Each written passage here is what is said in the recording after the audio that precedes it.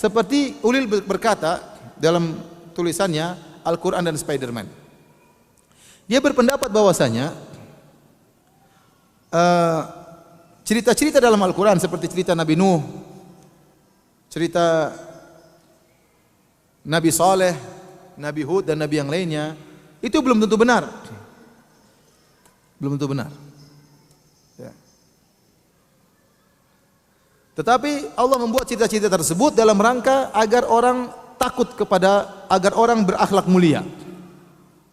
Jadi ibarat seperti seorang ibu ingin mengajarkan kecerdasan kepada anaknya, maka dia cerita tentang kisah kancil dan buaya.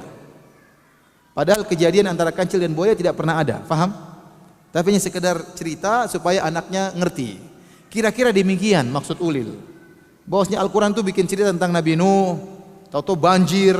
Ini semua belum tentu benar kata dia. Dan ini kekufuran.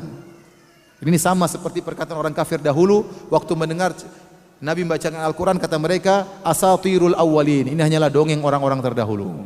Apa bedanya perkataan Ulil sama mereka? Ternyata Nabi Nuh hanyalah apa? Dongeng. Kisah Nabi Nuh hanyalah apa? Dongeng. Sama seperti perkataan orang kafir. Dan pernyataan ini mengakibatkan berarti Allah itu bohong. Kata mereka tidak apa-apa, bohong demi kebaikan. Jadi diungkapkan oleh Nur Khalis Majid. Dia menukil pendapat sebagian ahli filsafat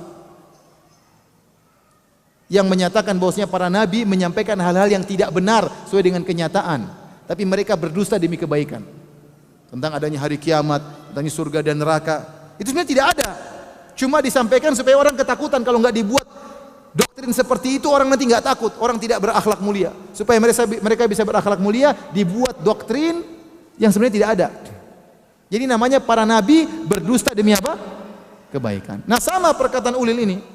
Katanya Nabi Nuh, cerita Nabi Nuh itu tidak ada. Masa Allah kejam seperti itu? Tidak sesuai dengan logika dia. Kata dia, kalau Nabi Nuh Allah seperti itu modelnya, itu Allah nggak benar itu. Itu Allah Yahudi katanya. Ada darah Yahudi. Kenapa kejam seperti itu? Masa gara-gara tidak beriman kemudian bikin banjir ya.